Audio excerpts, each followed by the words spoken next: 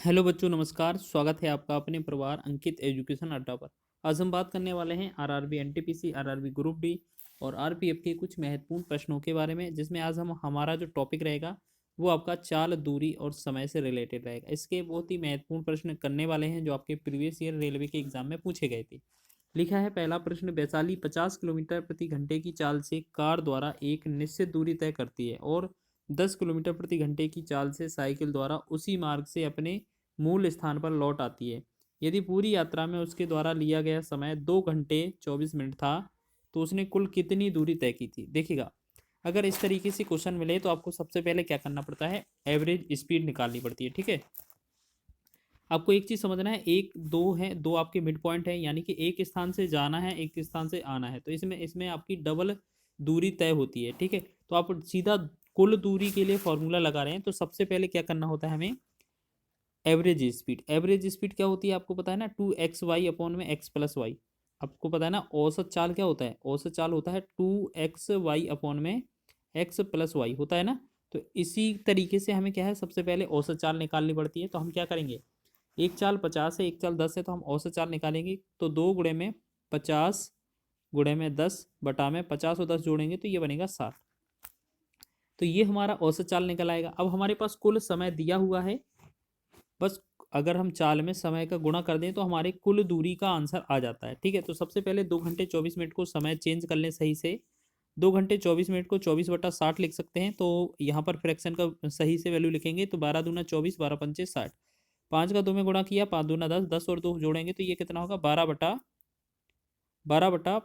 ठीक है, 5 दूना 10 तो 12/5। तो हमने देखा ये समय कितना है, 12/5 है, तो हमने इसमें गुणा कर दिया। तो ये जो आंसर आएगा ये टोटल दूरी का आ जाएगा। ठीक है, टोटल दूरी का आ जाएगा। तो हम इसे कैलकुलेट करेंगे तो 12 एकम 12, 12 पंचे 60, 5 एकम 5, 5 दूना 10, 5 एकम 5, 5 दसारम 50। तो हमने देखा डी बराबर जो आएगा वो क्या होगा, 2 गुणे 10 गुणे 2, तो 2 दसारम 20 और 20 दूनी 40।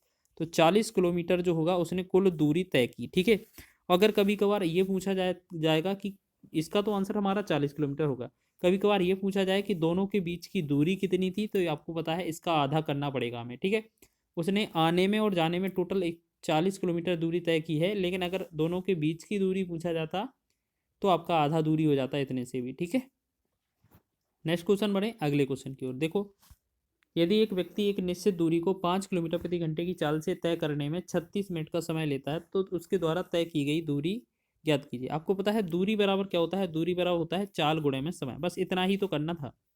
चाल हमारे पास 5 किलोमीटर प्रति घंटा दी गई थी और समय आपके पास 36 मिनट दिया था, लेकिन मिनट को हम क्या करेंगे, घंटे में चेंज करेंगे, क्योंकि आंसर किलोमीटर में। तो मिनट को हमने घंटे में चेंज किया तो यहाँ पर 60 से भाग कर दिया। अब 12 तिया 36 हो जाएगा, 12 पंचे 60 हो जाएगा, इस 5 से ये 5 कट जाएगा तो ये बनेगा 3।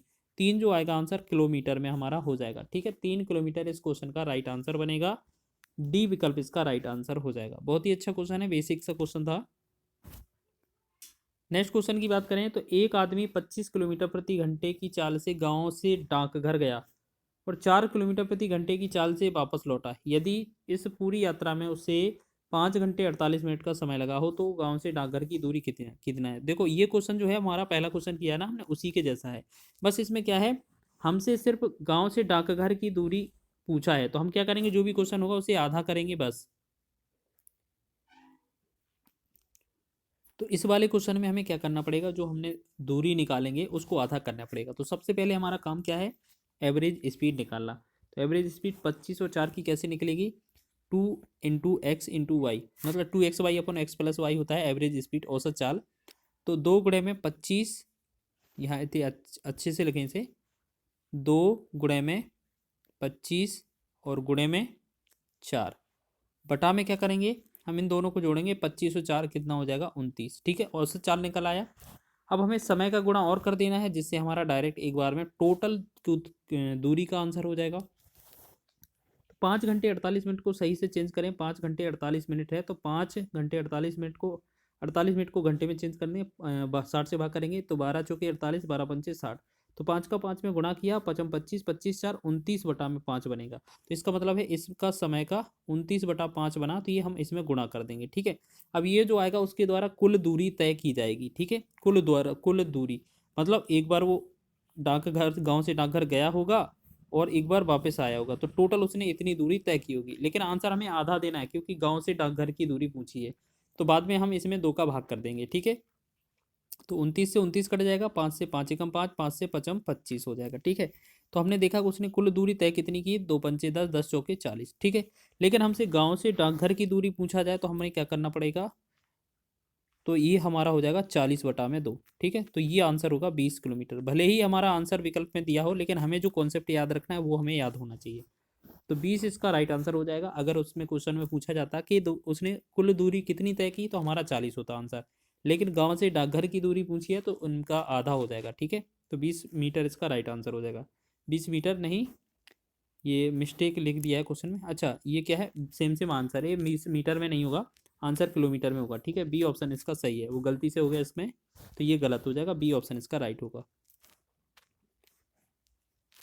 नेक्स्ट क्वेश्चन की बात करें तो लिखा है, एक व्यक्ति ने 9 घंटे में 61 किलोमीटर की दूरी तय की। उसने कुछ दूरी 4 किलोमीटर प्रति घंटे की चाल से पैदल तय की और कुछ दूरी 9 किलोमीटर प्रति घंटे की चाल से साइकिल से तय की। उसने कितनी दूरी पैदल तय की? मान लेते हैं उसने 61 किलोमीटर की टोटल दूरी को पहले कुछ एक्स से तय किया है, कुछ 61 माइनस एक्स से।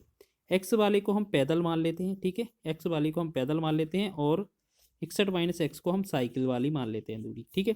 तो हमें क्या करना है, आपका जो दूरी है उसने एक्स दूरी तय की है, वो पहली चाल कितना है, 4 किलोमीटर प्रति घंटा। लेकिन जो दूसरी दूरी है 61 माइनस एक्स, उसे किसके हिसाब से तय की है उसने, तो ये 9 किलोमीटर प्रति घंटा। अगर एक दूसरे को घटा देंगे, मतलब इसे घटाएंगे नहीं, जोड़ना पड़ेगा क्योंकि कुल घंटा लिखा है ना,